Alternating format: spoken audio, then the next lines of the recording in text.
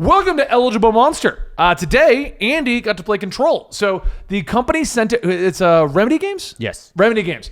They sent us copies of the game to talk about on our show, and we're going to talk about it more in depth once everyone's got a chance to play it. But since me and Natalie are getting ready to go to PAX, so packing up things, doing the last of our workloads, Andy's the only one that got to play it. So literally, I was like, Andy, go home and try it out so we can potentially have a discussion. And 8 hours later...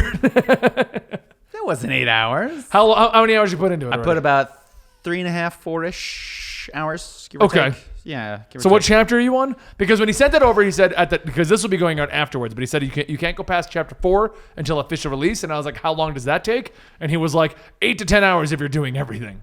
Yeah, honestly, I don't know because they don't say chapters. It says mission. So maybe mission 4. Maybe. I mean, I finished mission 2. Okay. And I am currently at. I have to fix or unscrew up the NSC reactor. Okay. If that means anything. It Because would I don't know not what to that me. is yet.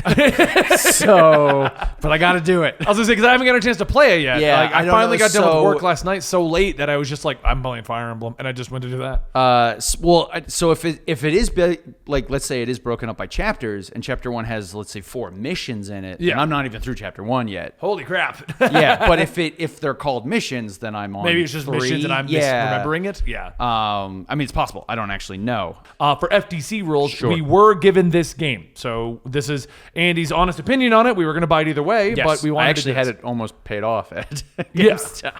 So we are talking about a game that we were supplied, and the goal is Andy's going to give you his initial impressions, and we'll probably double back on this later after Sure, Natalie and I yeah, have yeah. also gotten to play the game. And I've got a little farther into it. Right. Yeah, We'll probably yeah. lump it in with more of our stuff we've played elsewhere and things like that. So, NSCTBTVQBB. It's a lot of letters. Reactor.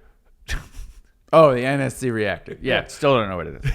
All right, Snap Judgment. Yeah. I like it. Do you? I do. I have been a fan of Remedy games all the way since they made Max Payne 1. Yep. I love Max Payne. Yep, made Max Payne 2. Max Payne got a little trippy, but it was still good. Well, good news for this game. It gets a lot trippy. Is it?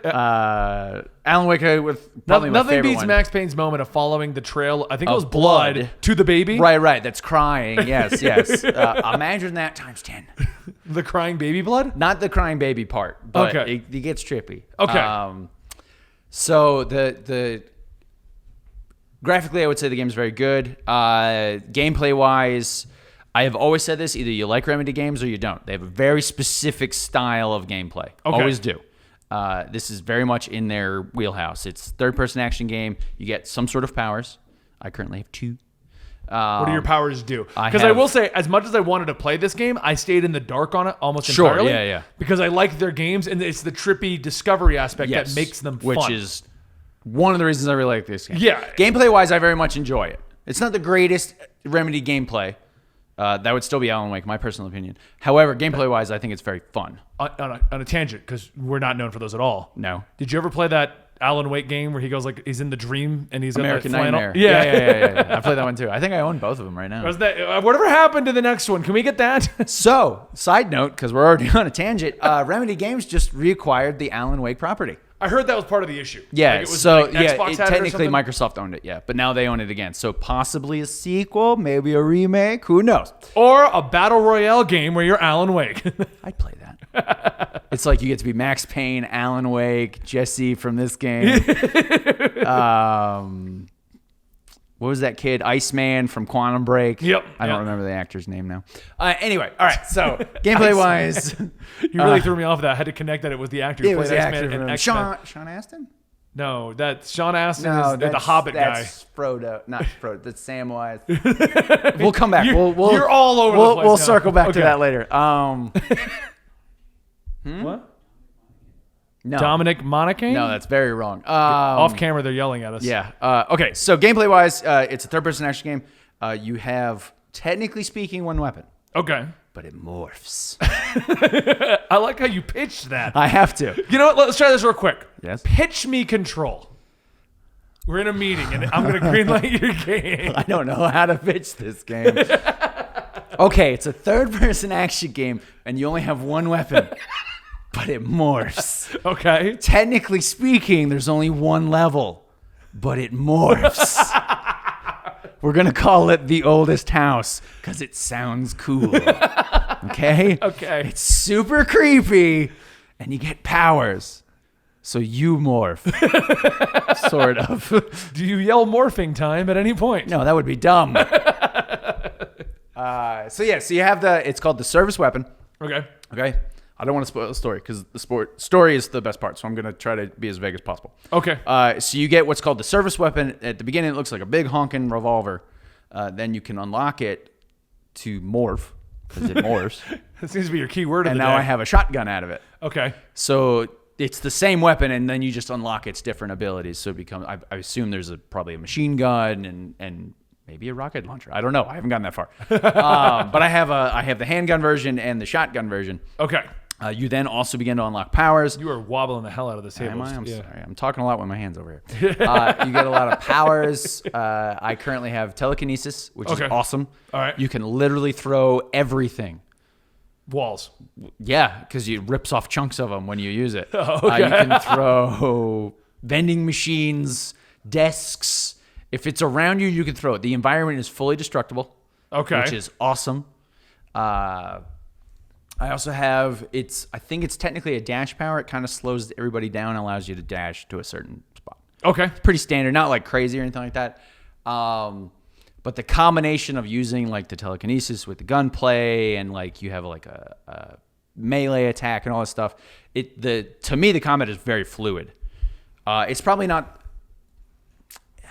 I guess it could technically be like a little washy at times. It's not like as solid as like Max Payne was back in the day with the gunplay, but to me it's very fluid. It's a lot of fun. However, it does run into one of the problems I've currently had with the game. What is that? Because it's not a perfect game. Don't get me wrong. I've had some frame rate issues. No, the perfect game is Metal Gear Solid, the original. Okay. Only perfect game in existence. In existence. Interesting. And Mario Brothers 1. There you go.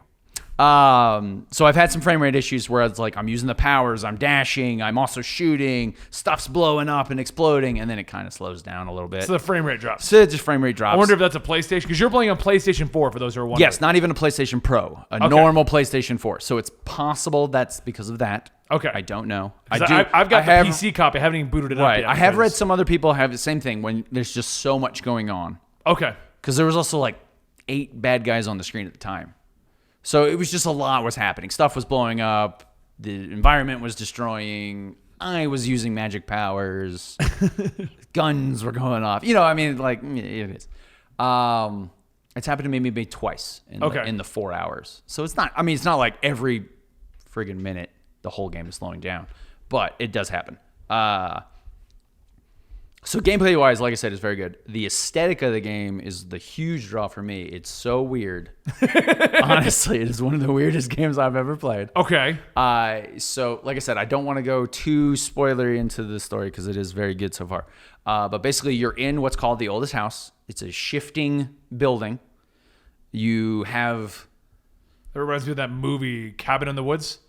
Sorta, actually. The actual the house setup... morphs to do what they got to do. Yeah, honestly, that's very accurate. The actual setup of the game is the oldest house is the home base of the Federal Bureau of Control. Okay. Which is very much a Men in Black, Matrix thing. I like that. Like, very vague. Yeah, like, well, We wear suits and can slow down time, maybe. Kinda. Yeah, honestly, because I haven't fully learned about it yet is the problem. I'm also only 4 hours in. Right. But so the building, it shifts along as you're going. You're fighting what's known as the Hiss, which is a strange entity that can take over people. And that's basically your bad guys. It's security guards that have been taken over by the Hiss. But then there are other Hiss. This is where it gets weirder.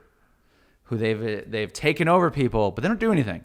They literally float in like these contorted poses, and they just talk. Okay. But you don't understand them. It's like when Ben talks. Yeah, that makes sense. Fast. No, but it's just like this loud noise. I was talking to Natalie about this earlier. It's very discomforting when you're going through a level, an area, and there's just contorted people floating in the areas, and they're just talking this like weird nonsense, and it just sounds like this cacophony of noise.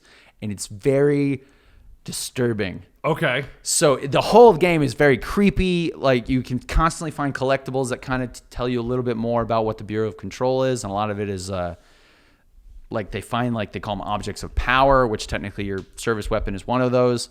And it's just like, I found a floppy disk from the 80s, and that's actually how I got my telekinesis power. Okay. Because the floppy disk itself is an object of power that has the ability to throw things. So when I discovered it, it was literally launching objects around the room, and so it was like a little mini thing where you had to, like, avoid the objects to get to the floppy disk. Once I got into the floppy disk, I melded with it, and it gave me my telekinesis powers. Oh, that sounds fun. Right? A carousel horse gave me my ability to dash. Okay. It's weird, but it's fun weird. Okay. It's not like, what the hell is even going on here? It's very metaphysical. It's very, like, multiverse, other planes of existence, and things like that. I really want to spoil it, the 4 hours I'm in, but I don't want to. That's the thing, I don't. So, third-person shooter. Third-person with powers, shooter with crazy powers. story. You're loving it. I'm loving it so far. I'm 4 hours in. Ba-da-ba-ba-ba. I'm loving it. Honestly, like... Thank you for knowing where that was going. Yeah, I'm with you. Like I said, not a perfect game. There is the frame rate issue. There are some times with the dialogue. There's one thing I don't like about the dialogue. What's that? And generally speaking, Remedy Games is very good with their... I mean, it's a very acquired taste for their dialogue. But, you know, in all their games, they have the character narrates what's going on. Max Payne did it. Alan Wake did it. Quantum Break did it. And Jesse Hayden, the character in the game, narrates what's going on. But she'll narrate it while they're talking, which is very strange. So like, basically the easiest way I could tell is let you tell me that we're having chicken for dinner tonight, right? Tonight we're going to be having chicken for dinner. Okay, now the camera will pan in a close-up of my face, and I'll go, how do I tell Ben I don't want to have chicken for dinner? And then it'll pan back to Ben, who will be telling me the recipe for the dinner So of chicken tonight. I'm going to take the chicken, and I'm going to put it in. And then it'll cut back to me. I never had a good experience with chicken. It's a really weird, and it kind of cuts the flow of the conversations. How could you not have a good experience with chicken? As an example. It really cuts the flow of the conversations. It's probably the only part about the story I don't like so far. Okay. Is the weird, and it's only when they do it with conversations, because she'll do, like, her narration when they're going through a level. Perfectly fine. Doesn't interrupt anything. It's just when she does it mid-conversation, it's very strange. Okay. And it really cuts the flow of that conversation. Those would probably be my two gripes. That and the small frame rate issue I had. Okay. But honestly, that would be it right now. Sounds good. Yeah. So if I was like, Andy, I'm looking for a game to buy, would you say to go get it? I would suggest it. If you like third-person action games that are creepy and weird, yeah. Go for it. All right. Sounds good. If you want to talk to Andy directly, go find him on Instagram at 4amtheandy, although he probably doesn't even know how direct messages work. I'm aware. Are you? How do I tell Ben that I'm not aware? And you can find me anywhere. Eligible Monster, Comic Story, and Benny's Beard Adventure, any combination of that word. Eligible Story and Potter works. Eligible Story and Potter. How do I tell Ben that's a stupid name? And we'll see you guys next time right here, where Andy's inner monologue may be continuing. How do I tell him that I like that idea?